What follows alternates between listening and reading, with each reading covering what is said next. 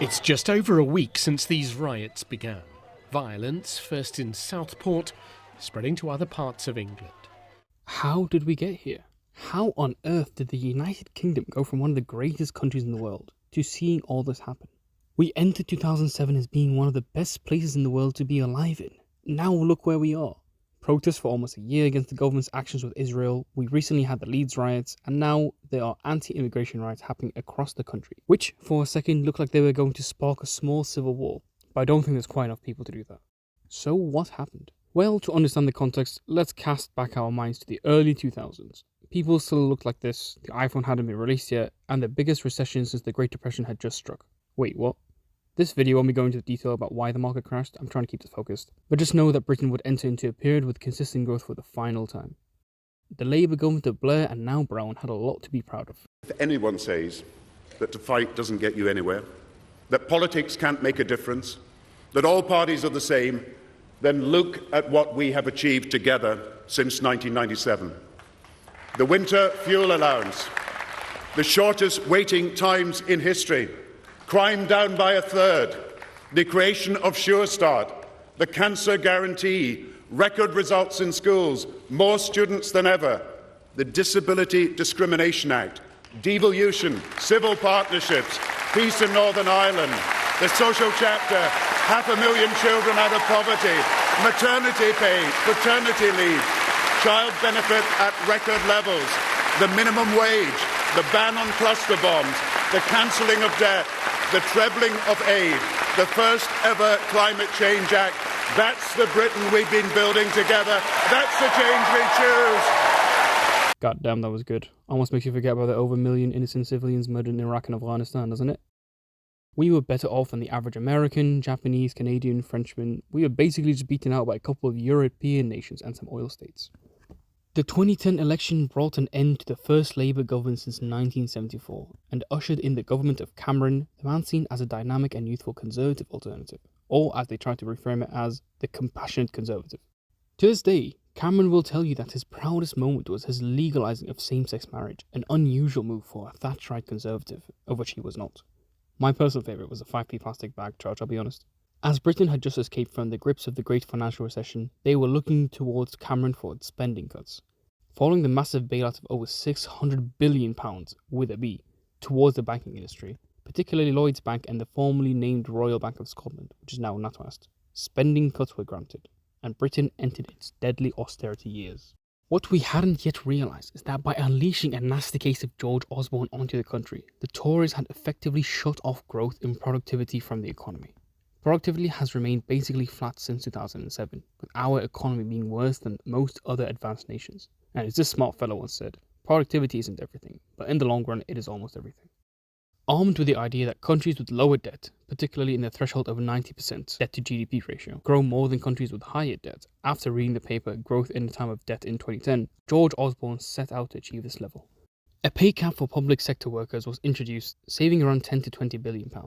NHS numbers were slashed too, with 30% of senior managers being cut. A quarter of prison staff were let go, teacher numbers have stagnated, and the ratios of student to teachers have gone up astronomically. Funding for local areas was cut by half since 2010, and we effectively applied a tax on the disabled with the bedroom tax.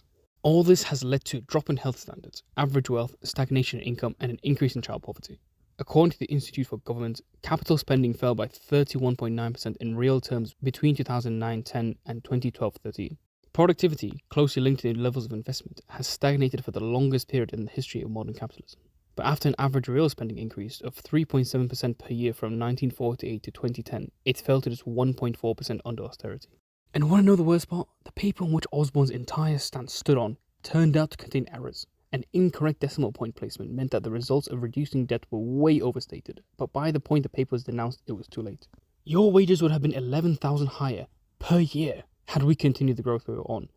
A literal transfer of wealth from poor to rich. I managed to start changing the funding formulas to make sure that areas like this are getting the funding that they deserve. Because we inherited a bunch of formulas from the Labour Party that shoved all the funding into deprived urban areas. Then that needed to be undone. I started the work of undoing that. Public transportation, worse than any other wealthy Western nation. Even the car-centred United States, which is really embarrassing. The NHS in particular, dead in the water now. 1 in 7 UK trained doctors left the UK, 20,000 annual deaths from NHS delays, an estimated 200,000 excess mortality from austerity. The issue with our collapse in Britain is that whilst there were clear catalysts and trigger points we can trace it back to, it didn't happen overnight. It took years for the results to be clearly delivered. During those years, the numbers slowly changed, and we were shown whispers of the results by those suffering, but by the time the results were becoming crystal clear, the country had another interest on its mind. Faisal, we've now reached the point where Sky News is in a position to call this election, and Sky News is projecting that the UK has voted out Brexit.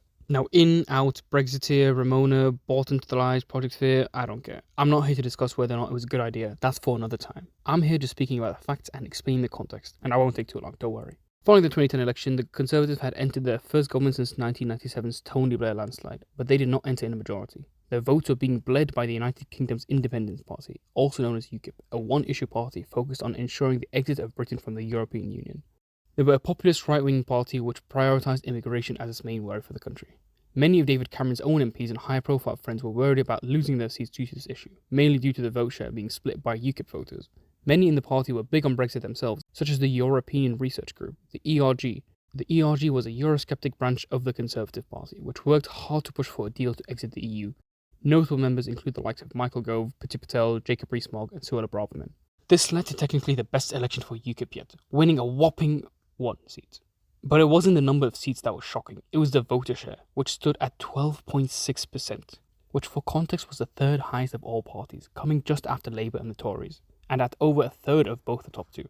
This means that should we have had a proportional voting system, UKIP should have had 82 seats in Parliament, not just 1. So with the pressure on Cameron, a referendum was called on the 23rd of June 2016, a referendum which would define 4 years, 3 prime ministers and parliaments. Brexit took up the attention span of the entire nation for the period between 2016 and onwards, meaning the slow effects of austerity weren't being discussed as openly as they should be. There were more pressing issues to talk about, more important things. And as a politics student at the time, I can tell you we wouldn't spend any less than a third of the lesson discussing anything but Brexit, every single time. The 2019 election was the first time I think the effects of austerity were being discussed openly, but in line with how the nation was moving in the years prior, it was primarily a Brexit election. With the Tories, led by former London Mayor and Vote Leave campaigner Boris Johnson, coming up against Labour leader Jeremy Corbyn, who ran on a confused Brexit stance, and the SNP and Lib Dems who campaigned on a second referendum. The 2019 election and its aftermath could be another hour-long video, but again, that's for another time. Whilst Labour kept trying to move the goalposts to talk about the welfare of its citizenry, public transport, the health service, whether or not the public found those promises better or worse, the Tories kept hammering home the message of get Brexit done. Oven, ready, deal. And with that, the 2019 election delivered the worst Labour results since 1935, with the Tories gaining a clear mandate for their Brexit deal and knocking down the Red Wall. A series of Labour stronghold seats in the North and Midlands. But was it really a decisive victory? It is true that the Tories won an 80-seat majority, with Labour losing about 60 seats. But again, looking at the voter share, the Tories had gained just 1.2% voter share. So they won a very comfortable majority, giving them the supposed democratic mandate. With less than 44% of the national vote, they were the first party, but got significantly more seats than proportionally deserved, and gained an undeserved majority. So the government was formed for the future 5 years. We thought that was the end of unusual periods distracting us from the state of affairs getting worse, until... Good evening. The coronavirus is the biggest threat this country has faced for decades. COVID brought about an even bigger change of scenery. That suddenly became the number 1, 2, 3 and 4 most talked about topic. It was an issue of the day, every day, in every country for like 2 years. So austerity went on, investment kept stagnating, corruption went underreported, but we saw the start of cracks in the Tory austerity machine. There were always supposedly bigger fish to fry, whether it be Brexit or COVID, Scottish independence, the war in Ukraine, January 6th coup, US-China relations, India-Pakistan tensions, whatever it was. The media simply refused to talk about the biggest elephant in the room, the biggest threat to the British economy and the average person's livelihood that has been brewing for over a decade. And the creeping issue could no longer be ignored. I feel like immigration is the issue that has always been made out to make people seem like one of either two extremes. Either you're a hipster who wants open borders, or you're a fascist who hates every individual melon in their skin and wants zero immigration. Although to be fair, there's a major political party which does call for zero net migration, but I digress. Also, if you felt this video has been useful, a subscribe would be great. The majority of the British public are somewhere in between. They want more high-skilled immigration. They're generally okay with asylum seekers and refugees, though troublingly it does change with whichever race they're talking about. What the public do want is fewer small boat crossings. They say that those who are supposedly seeking asylum in the UK have crossed through many safe countries. Thing is, the French government have already offered to build a British immigration office in Calais, so why not take them up on the offer? People are outraged at the number of net migration too, which do look quite shocking. 764,000 net migration, so more people than out, which is more net migration than what even America had. But again, looking at people's opinion polls, most people are okay with increasing the number of students, asylum seekers and refugees, skilled worker visas, doctors and nurses. But then this is what we get. We are getting the best of talent in the world coming into this country. So whilst I do think the numbers are quite high, the issue would be ensuring that they integrate and we build enough infrastructure to cope with it. People want to reduce immigration numbers, which on its own is not a problematic view. But then they say they want more doctors, nurses and skilled workers. Try and square that circle. The solution is just building more housing infrastructure to cope with the increasing numbers, to ensure that those entering the country have a thorough way of proving their legitimacy of asylum, likely with an immigration centre in Calais, and ensuring that the best and brightest enter this country, not just any random person, with stringent background checks. Many of the public are also outraged at what they believe to be two-tier policing, with the most common example to be the so-called Pakistani grooming gangs. The story follows that 84% of grooming gangs in the UK are Asian, Pakistani to be precise, and that grooming gangs in places like Rotherham were not being tackled out of fear that the police would be called racist. Now, tackling grooming and any form of child abuse is obviously something we would all stand for, and would obviously stand against any form of supposed protection for these people on the basis of their race. But to frame grooming and child abuse as a Pakistani problem is simply inaccurate. This video by Loner Box summarizes the entire point very well and goes through the report which produces the 84% figure. So what do you get when you have a certain segment of society who has been feeling the brunt of the past 14 years of austerity, wage depression, no growth, poverty and rising cost of living? A segment whose entire media brand they consume just blames the entire problem on immigration. The penny is beginning to drop. Mass migration is making us poorer. Mass migration means our kids and grandkids can't get houses.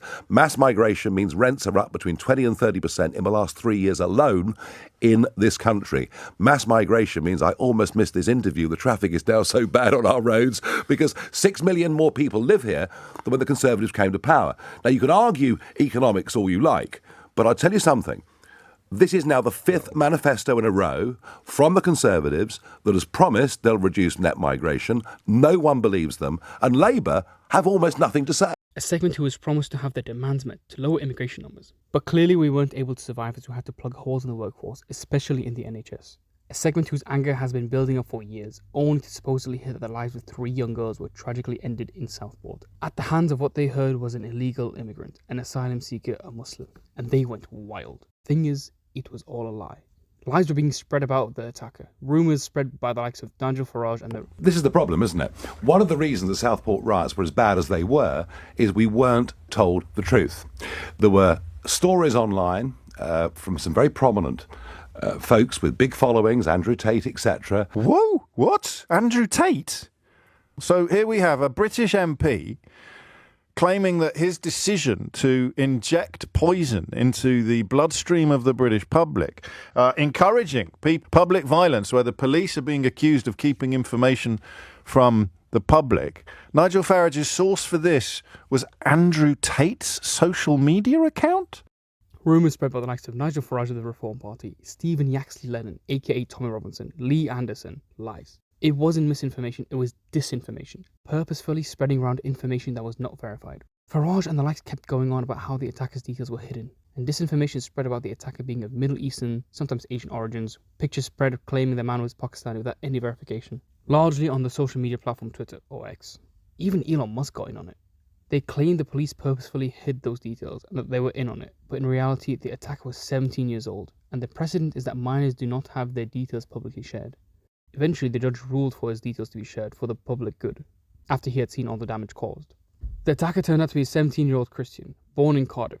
So much for the asylum-seeking Muslim illegal immigrants. The riots turned violently in the vigils of Southport and Liverpool, and in areas up and down the country. Mosques were torched, houses of South Asians and or Muslims were attacked, asylum seekers were attacked.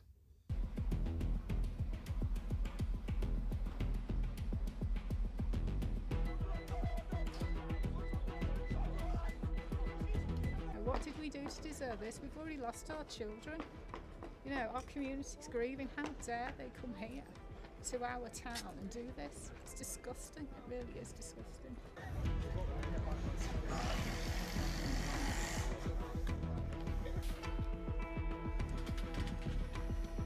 Houses of South Asians and or Muslims were bricked and attacked. Asylum centres were attacked. Hotels with live human beings inside torched. Black and brown men have literally been lynched out on the streets, such as the video of the black man in Manchester being ganged up on by like 8 other guys while the police came in. Now, many who go to these riots and protests claim they're not racist, that they just want to reduce immigration or want tighter checks on those coming into the country. And that idea on its own is not racist, of course. You need a coherent and pragmatic immigration policy that helps the native economy and population and integrates a new migrant population into the existing one.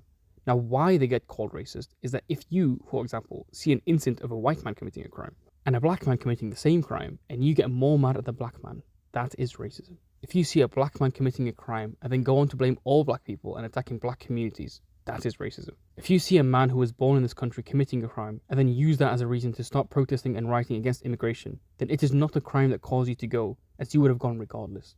The man was born in Wales, for God's sake. Why are people going out to protest against asylum seekers and immigrants now? It's not related. They just don't want immigrants. There were no protests or riots when Hugh Edwards was found to have made 41 indecent images of children as young as 7. There were no protests or riots when Lucy Letby was found guilty of ending the lives of 7 babies and attempting to do so to another 6. There were no protests or riots when a white man killed a black boy who was 14 years old with a sword.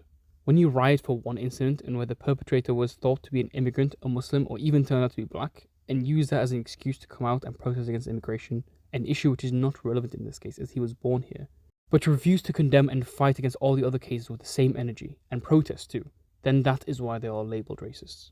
Wanting safer streets is not racist. Wanting lower immigration because you think our services and housing cannot handle these numbers is not racist. Wanting to have a central culture and language that everyone adapts and adds to is not racist. What is racist is placing higher standards on one race or ethnic group, and then using any reason, whether or not relevant, to argue against them. So what's the solution? Well, let me read out to you what happened in Liverpool a few nights into the riots. During a planned protest yesterday outside the Abdullah Quilliam Society, the first mosque in Liverpool, founded by a Victorian English convert to Islam, Abdullah Quilliam, in 1887, bridges were built, difficult conversations were had, food was shared, and some amazing interactions happened. 400 to 500 people of all backgrounds, of all faiths and none, came out to support the Liverpool Muslim community and protect the mosque at the main entrance. When things were deemed to be calm enough, the police allowed members of the Muslim community, led by our dear teacher and trustee Sheikh Adam Kelwick, to cross the road to the other side. Productive discussions took place. Grievances, worries, and concerns from the protesters were listened to. Conversations led to a greater understanding of matters, leading to the shaking of hands, sharing hugs, exchanging telephone numbers, and inviting them into the mosque at a later date to continue our discussions. The night ended quite remarkably by one of the most vocal protesters wanting to come into the mosque. Having had a tour of the mosque and having a sit-down conversation with Sheikh Adam Kelwick, he immediately realised he had nothing to fear from Islam, Muslims, or this beautiful mosque, and left by greeting us with Assalamu alaikum, or peace be upon you. This is exactly what we need. More open dialogue. We are all facing the same problems together. A cost of living crisis, depressed wages, crumbling infrastructure, literally crumbling schools, an NHS that is far beyond breaking point, crime soaring, and so much more. All of that is shared.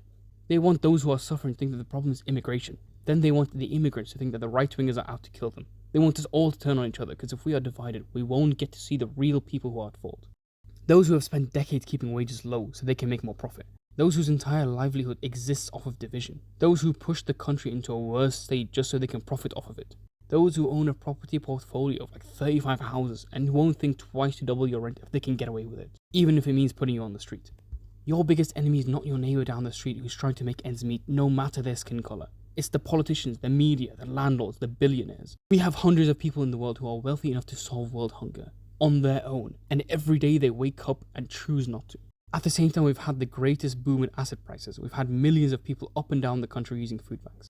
The more that ordinary folk get together and speak out, from all different sides of the aisle, the more understanding we'll have, and the closer we'll get to defeating the real cause of evil here in the country.